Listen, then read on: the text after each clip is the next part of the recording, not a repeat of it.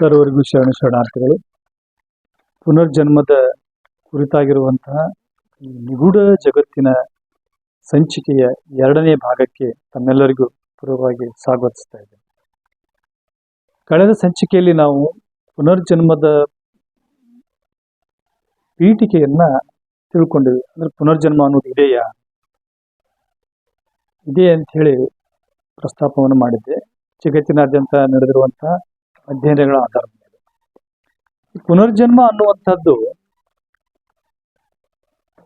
ಎಷ್ಟು ಅವಧಿ ಒಳಗಡೆ ಇರ್ತದೆ, ನೆನಪಿನಲ್ಲಿ ಉಳಿಯುವಂಥದ್ದು. ಸಾಮಾನ್ಯವಾಗಿ ಪುಟ್ಟ ಮಕ್ಕಳಲ್ಲಿ ಅಂತ ಸಾಕಷ್ಟು ಪ್ರಸಂಗಗಳು ಪುನರ್ಜನ್ಮವನ್ನು ತಾಳಿದ್ರ ಬಗ್ಗೆ ನಮಗೆ ಗೊತ್ತಾಗ್ತದೆ.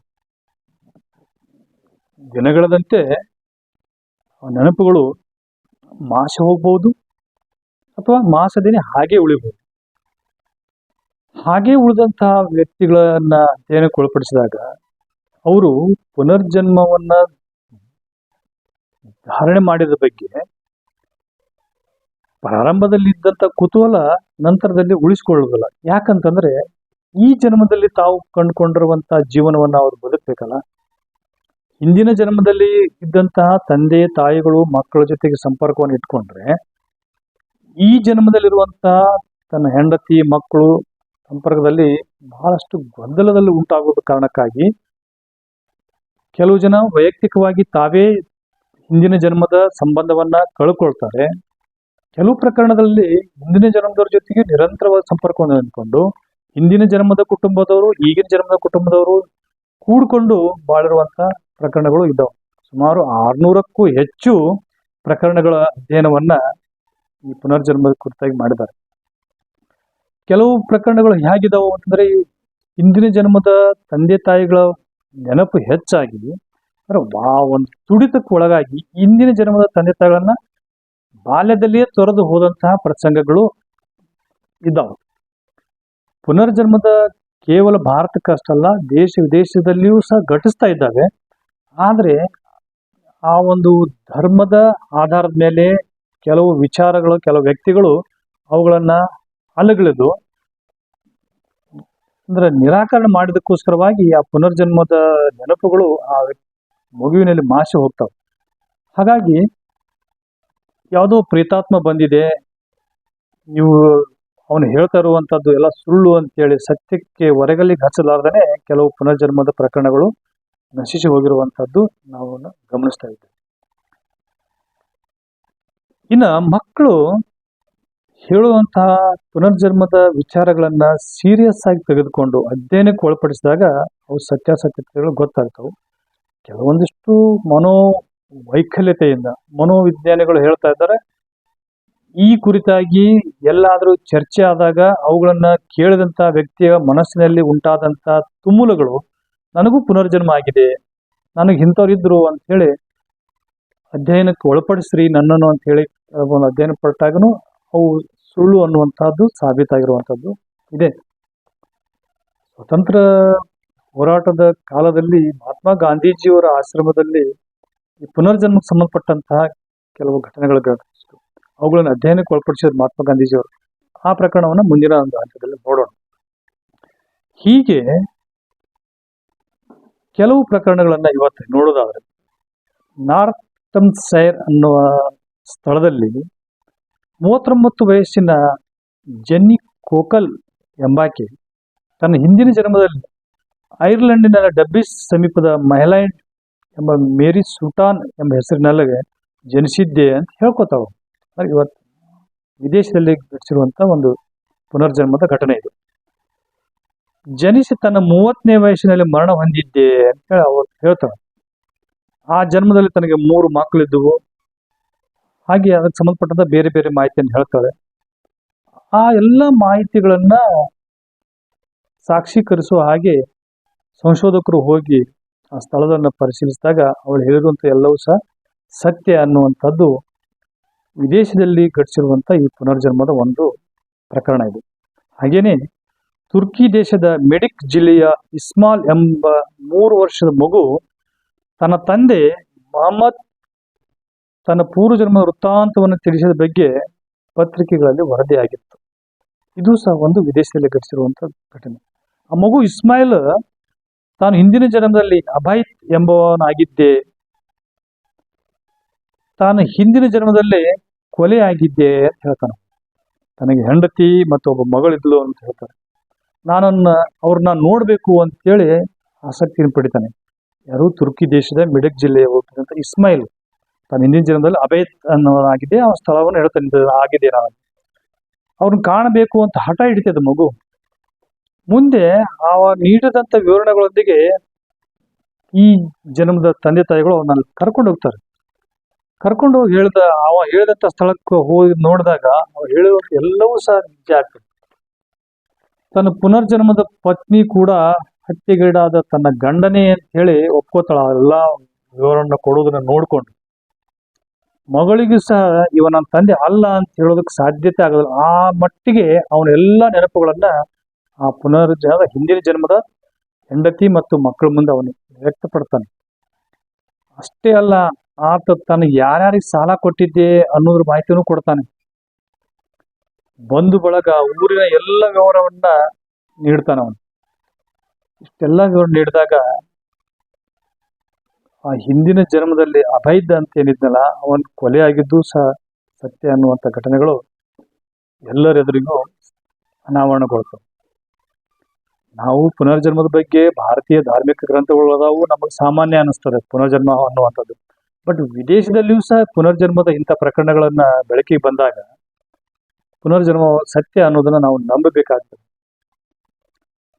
ದಿನಾಂಕ 6/3/1995 ಬಾವಿಗೆ ಬಿದ್ದು 9 ವರ್ಷದ ಒಬ್ಬ ಬಾಲಕಿ ಕೃಷ್ಣ ತೀರ್ಕೋತಾಳೆ. ಮುಂದೆ ಅದೇ ಕೃಷ್ಣ ಅನ್ನುವಂತ ಬಾಲಕಿ ಉತ್ತರ ಪ್ರದೇಶದ ಮಥುರಾ ಜಿಲ್ಲೆಯ ಪಸಾವುಲ್ಲಾ ಎಂಬಲ್ಲಿ ಮರುಜನ್ಮ ಪಡಿತಾಳೆ. ಮರುಜನ್ಮ ಪಡೆದಂತಾಗ ಅವಳ ಹೆಸರು ಮಂಜು ಅಂತ ಹೇಳ್ತಾನೆ. ಈ 2 ವರ್ಷ ಆದ್ಮೇಲೆ ಆ ಮಗು ಹೇಳ್ತದೆ, ತನ್ನ ಹಿಂದಿನ ಜನ್ಮದಲ್ಲಿ ನಾ ಹೀಗೆ ಕೃಷ್ಣ ಅನ್ನೋಕ್ಕೆ ಆಗಿದ್ದೆ, ನನಗೆ ಬಾವಿಯೊಳಗೆ ಬಿದ್ದು 6/3/1995 ನಾನು ತೀರ್ಕೊಂಡೆ ಅಂತ ಹೇಳುವಂತ ಎಲ್ಲ ಮಾಹಿತಿಗಳನ್ನ, ಜೊತೆಗೆ ಸಂಶೋಧಕರು ಆ ಬಾಲಕಿಯಿಂದ ಸುಮಾರು 23 ಅಂಶಗಳನ್ನ ದಾಖಲೆ ಮಾಡ್ತಾರೆ, ಆ ಹೇಳುವಂತ ಹೇಳಿಕೆಗಳನ್ನು. ಅವನ್ನ ಪುನರ್ ಪರಿಶೀಲನೆಗೆ ಒಳಪಡಿಸ್ತಾರೆ. ಆ ಬಾಲಕಿ ಹೇಳಿರುವಂತ, ಆ ಮಂಜು ಅನ್ನುವಂಥ ಬಾಲಕಿ ಹೇಳಿರುವಂಥದ್ದು ಅದರೊಳಗೆ 19 ಅಂಶಗಳು ಸತ್ಯ ಅಂತ ಹೇಳಿ ಗೊತ್ತಾಕೈತಿ. ಇದ್ರ ಬಗ್ಗೆ ಅಧ್ಯಯನ ನಡೆಸಿದ್ರು ಯಾರು ಅಂತಂದ್ರೆ ನಮ್ಮ ಬೆಂಗಳೂರಿನ ನಿಮಾನ್ಸದ ಡಾಕ್ಟರ್ ಪ್ರತೀಚಾ ಅನ್ನುವಂಥವ್ರು. ಇವೆಲ್ಲ ಅಧ್ಯಯನದ ವರದಿಗಳನ್ನ ನಾವು ಇವತ್ತು ಗೂಗಲ್ದಲ್ಲಿ ಪಡಿಬಹುದು. ಅಲ್ಲೆಲ್ಲ ಈ ಅಧ್ಯಯನದ ವರದಿಗಳು ಅದಾವ. ಮುಂದೆ ಬರ್ಬರ್ತಾ ಆ ಮಂಜುಗೆ ತನ್ನ ಹಿಂದಿನ ಜನ್ಮದ ಕೃಷ್ಣ ಮತ್ತು ಅಲ್ಲಿ ಘಟಿಸಿರುವಂತ ಘಟನೆಗಳು ಭಾಷೆ ಹೋಗ್ತಾವೆ. ಇಲ್ಲಿ ಒಂದು ಅಂಶವನ್ನು ನಾವು ನೆನಪಿಡ್ಬೇಕು. ಪುನರ್ಜನ್ಮದ ವಿಚಾರಗಳು ಯಾವುದೇ ವ್ಯಕ್ತಿಗೆ ಬಾಲ್ಯದಲ್ಲಿ ಹೆಚ್ಚು ನೆನಪಿಗೆ ಬರೋದಕ್ಕೆ ಸಾಧ್ಯತೆ ಇದೆ. ಆ ಬಾಲ್ಯದಲ್ಲಿ ತಾನು ಪಡೆದಿರುವಂತ ಪುನರ್ಜನ್ಮದ ವಿಚಾರಗಳನ್ನು ಯಾವುದೇ ಮಗು ಹೇಳಿದ್ರೆ ಅವುಗಳನ್ನ ನಾವು ತಿರಸ್ಕಾರ ಮಾಡದೇನೆ ಅವುಗಳನ್ನ ಸಂಶೋಧನೆಗೆ ಒಳಪಡಿಸಿ ಸತ್ಯಾಸತ್ಯತೆಯನ್ನು ಪರಿಶೀಲಿಸಿ ಹೋದಾಗ ಅವು ಸತ್ಯ ಅನ್ನುವಂಥದ್ದು ಇವತ್ತಿನವರೆಗೂ ಕಂಡುಕೊಂಡಂತ ಅಧ್ಯಯನಗಳು ಸಾಕ್ಷೀಕರಿಸಿದವು.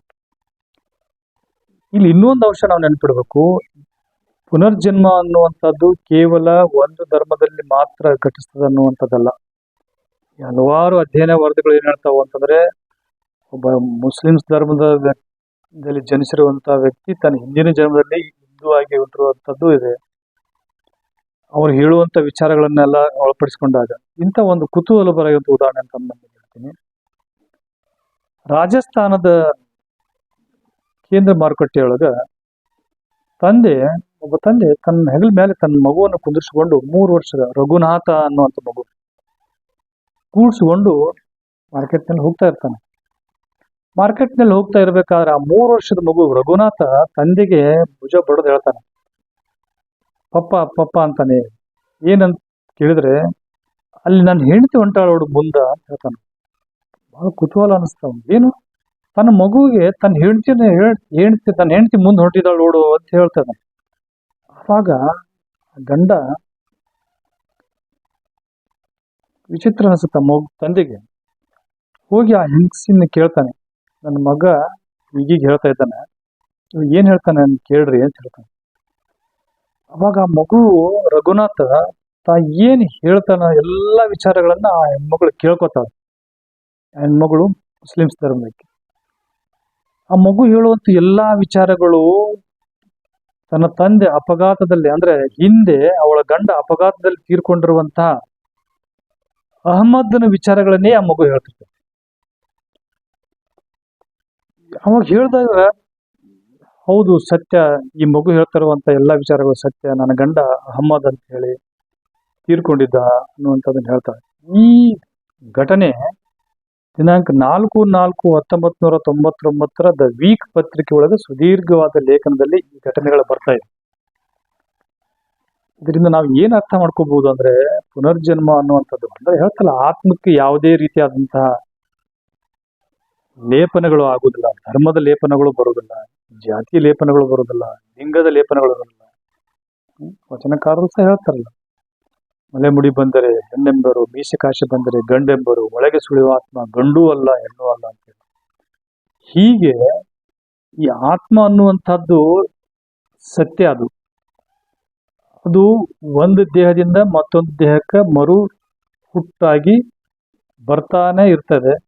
ಈ ಬರುವಂತ ಪ್ರಕ್ರಿಯೆ ಒಳಗಡೆ ಕೆಲವಷ್ಟು ಗಮನಕ್ಕೆ ಬರ್ತವೆ, ಕೆಲವಷ್ಟು ನಮ್ಮ ಗಮನಕ್ಕೆ ಬಾರದೆ ಹೋಗ್ತವೆ.